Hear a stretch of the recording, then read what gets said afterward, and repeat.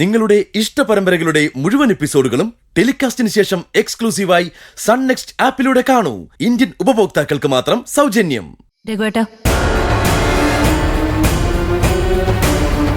നിങ്ങളായിരുന്നോ? അവളവിടെ ചേച്ചി അപ്പുറത്തുണ്ട്. രഘുവേട്ടന്റെ പ്രശ്നം എന്താ? എനിക്കെന്ത് പ്രശ്നം? അമ്പിളിയുടെ സ്വഭാവം നിങ്ങൾക്ക് അറിഞ്ഞൂടെ? ചുമ്മാ വേണ്ടതിനും വേണ്ടാത്തതിനൊക്കെ വഴക്കിട്ടിറങ്ങിപ്പോ. ഞങ്ങൾ ചോദിച്ചത് അതല്ല. ഞങ്ങൾ ഈ വീട്ടിൽ നിൽക്കുന്നതിന് രഘുവേട്ടന് എന്തെങ്കിലും പ്രശ്നമുണ്ടോ?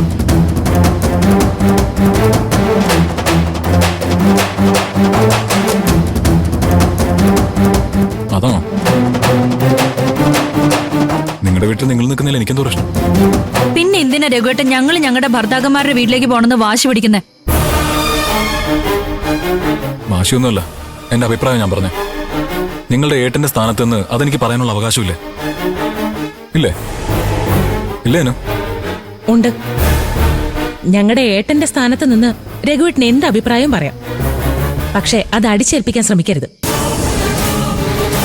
അതെ, എന്റെ ഭർത്താവിന് മാത്രമല്ല, അയാളുടെ ഒപ്പമുള്ള ജീവിതം മടുത്തിട്ടാണ് എന്റെ മക്കളെ വരെ അവിടെ ഉപേക്ഷിച്ചിട്ട് ഞാൻ ഇവിടെ വന്നത്. എന്റെ മക്കളെ ഞാൻ ഓർക്കണമെന്ന് രഘുവേട്ടൻ പറയുന്നതൊക്കെ എനിക്ക് മനസ്സിലാവും. അവരെ ഞാൻ ഇങ്ങോട്ടേക്ക് വിളിച്ചോണ്ട് വരാനും തയ്യാറാ. പക്ഷെ മടുത്ത് മാറ്റിവെച്ച ജീവിതം തുടരണമെന്ന് പറഞ്ഞോ അനുസരിക്കാൻ ബുദ്ധിമുട്ടാ രഘുവേട്ടാ.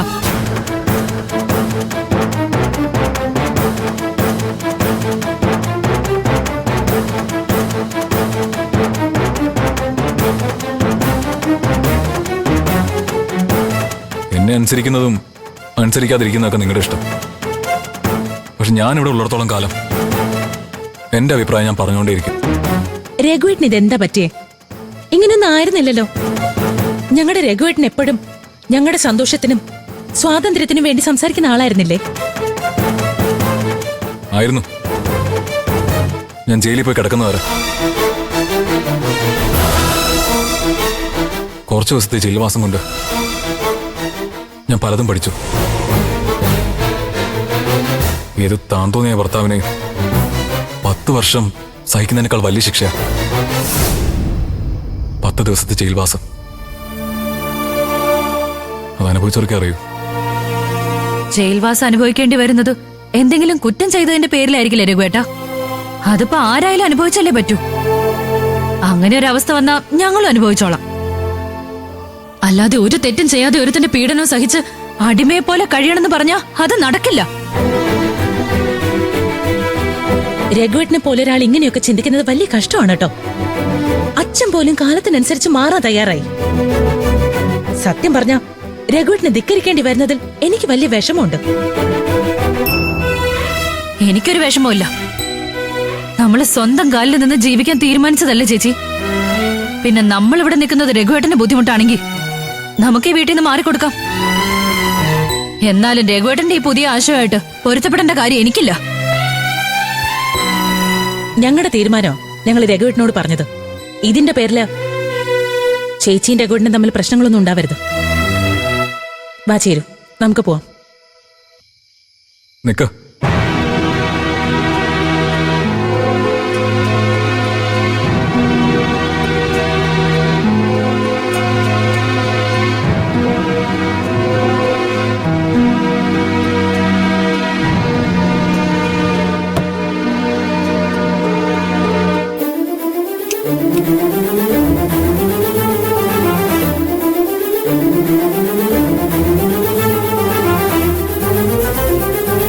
എനിക്ക് വേണ്ടി എന്റെ ആശയത്തോടെ നിങ്ങൾ യോജിക്കണ്ട.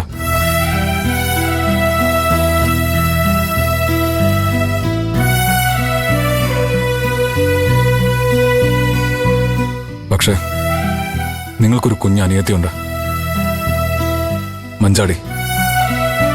അവൾക്ക് വേണ്ടി ചീരൂര് ത്യാഗം ചെയ്യേണ്ടി വരും.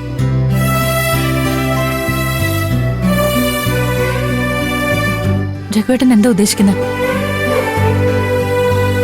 നിന്നെ എങ്ങനെയെങ്കിലും വിനയന്റെ വീട്ടിലെത്തിച്ച ശേഷം നിന്നോട് മാത്രമായിട്ട് പറയണമെന്ന് വിചാരിച്ച. ഇനിയിപ്പോ 2 പേരോടായിട്ട് പറയാം. പക്ഷെ അമ്മാവനോ അമ്പിളിയോ ഒരു കാരണവശാലും ഒന്നും അറിയരുത്. രഘുവേട്ടൻ കാര്യം പറ. ഞങ്ങൾ ആരോടും പറയില്ല.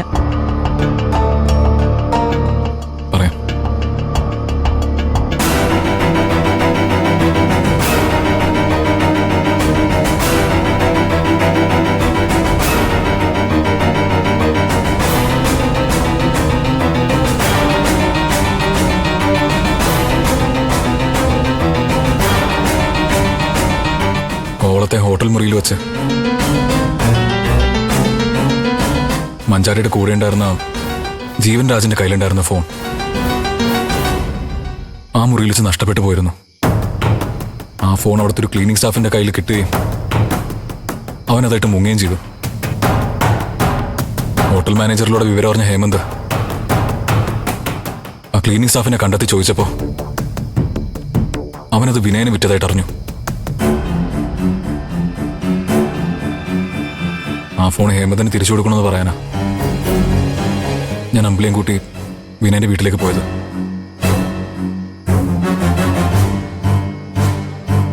പക്ഷേ അവൻ ആ ഫോൺ വേറെ ആർക്കോ വിറ്റുന്ന് അയാൾ ബോംബെക്ക് പോയെന്ന് അവൻ എന്നോട് പറഞ്ഞു.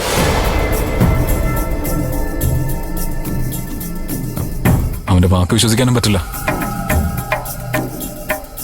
പക്ഷേ ആ ഫോണിന്റെ പേരിൽ എനിക്ക് അവനെ പിണക്കാനും പറ്റില്ല.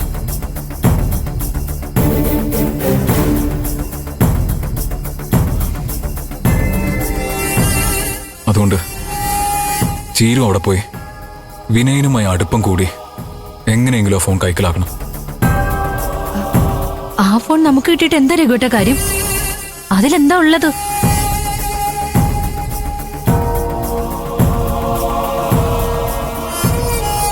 രണ്ട് കാര്യങ്ങളാ ഞാൻ പ്രതീക്ഷിക്കുന്നത്. ചിലപ്പോ ഒന്നുമില്ലാതിരിക്കാം. അതിലൊന്ന് ഗോകുൽ നിരപരാധിയാണെന്ന തെളിവ് അതിലുണ്ടായേക്കാന്ന.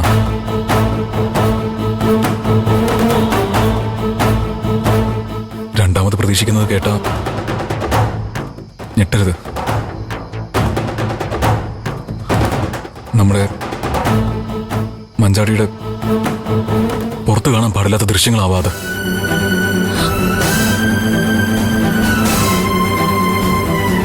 ഈശ്വര,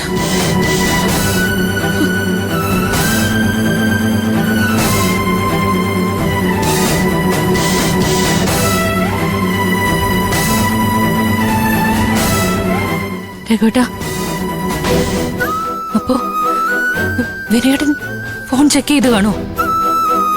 അറിയില്ല. അവനൊന്നും അറിയാത്ത പോലെ എന്നോട് സംസാരിച്ച. പക്ഷേ വിനയൻ പഠിച്ച കള്ളനാ. കുടിച്ച വെള്ളത്തെ വിശ്വസിക്കാൻ കൊള്ളാത്തവൻ.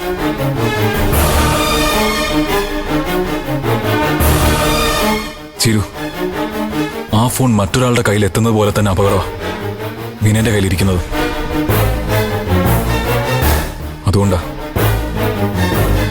അത് കൈവശപ്പെടുത്താനുള്ള ടാസ്ക് ഞാൻ ചീരുവിനെ ഏൽപ്പിക്കാന്ന് വെച്ചത്.